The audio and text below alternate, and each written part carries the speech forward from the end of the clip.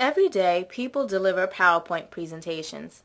Some estimate that 30 million are delivered each day. However, most, maybe even 95% of them, are poorly designed and delivered. No one just stands up and speaks to the audience anymore without using PowerPoint. For better or for worse, it has become the expected standard. The truth is that many audiences give PowerPoint presentations a failing grade.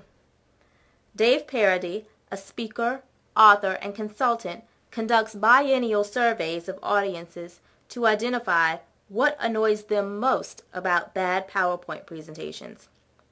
Over the years, one item remains number one, getting 69% of the votes in last year's survey. What do you think it is? The speaker reads the slides. Right behind that is, the text is so small I couldn't read it, getting 48% of the votes. If you're giving a presentation, I'm assuming that you actually want your audience to pay attention and learn something. You hope that they walk away knowing something they didn't know when they sat down. Maybe you hope that you've inspired them to approach challenges in a different way. I'm going to share 3 strategies to help you create and deliver effective PowerPoint presentations. The first thing you must do is understand how your audience learns and processes information. You probably assume that your audience will get whatever you deliver to them. In actuality, most people either learn nothing or learn bits and pieces of what you share. Memory is the critical element that determines how well new information is received, processed, and stored. Short-term memory and long-term memory are unlimited. However, working memory is limited. We used to think that working memory could hold 7 plus or minus 2 chunks of information at once. It is now thought that that number is closer to 3 or 4. When you are delivering a presentation, that information is stored in working memory. If an audience member's working memory is full, the excess information will just disappear. So, to help people learn, you want to break information up into meaningful chunks, bite-sized pieces that are organized in a logical, progressive way. Each chunk should essentially contain one concept.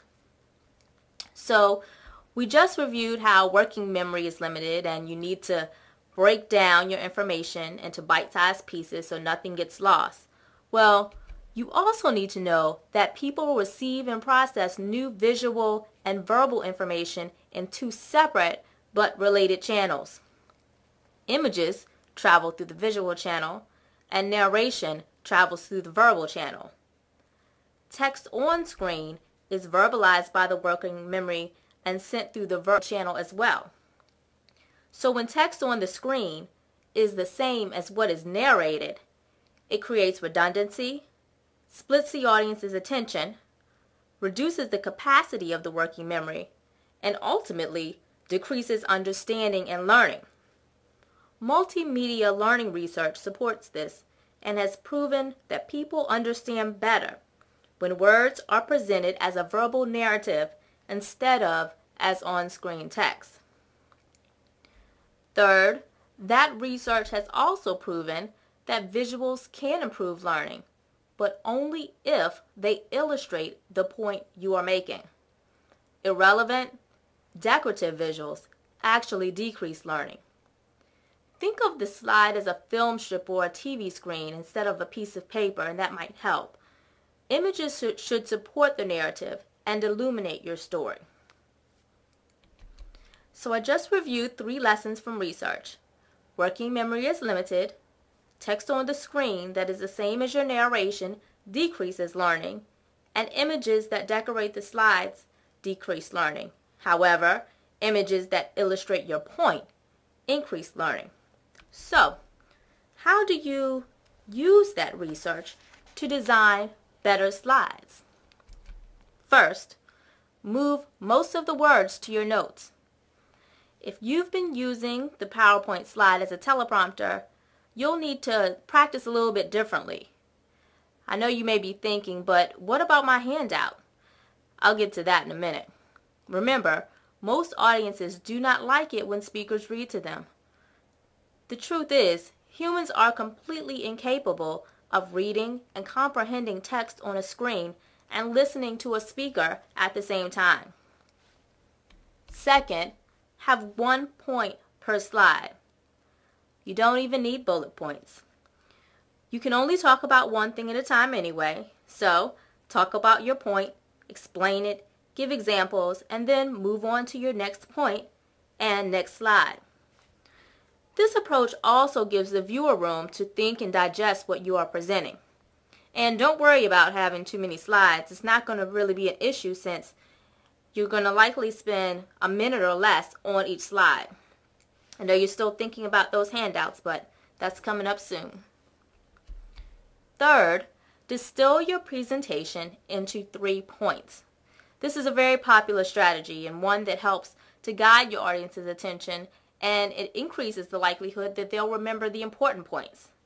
Remember, you don't want to leave it up to chance and have them remember only a few things, and they may not even be your most important points.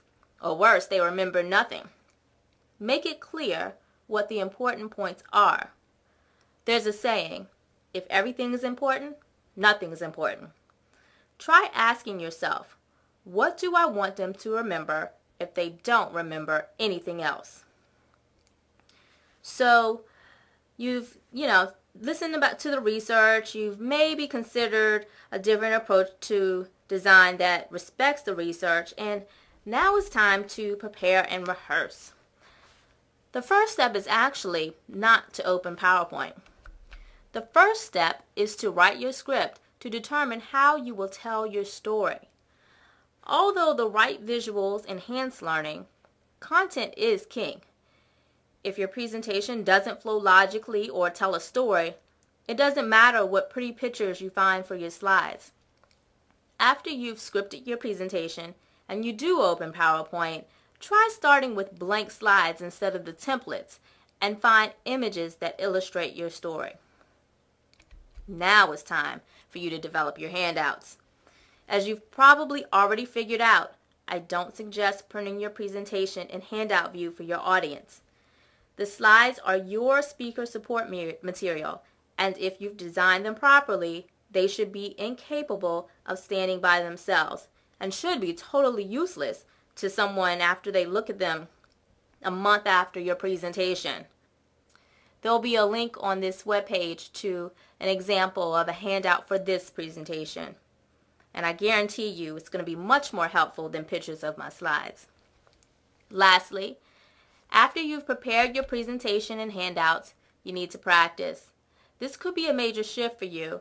I think that many people spend more time creating their slides than they do practicing their presentation. Keep in mind, the slides are not your presentation. The words that you say are your presentation. You'll probably remember that we started off discussing the poor reviews that audiences give most PowerPoint presentations, particularly their disdain for presenters who read their slides. We agreed that you want audiences to walk away with great things to say about your presentation and remember your key points. I've shown you that you can use 3 strategies to help you create and deliver effective presentations. First, understand how your audience learns. Second, design slides that respect the research. And third, prepare and rehearse your presentation to be truly effective. Thank you.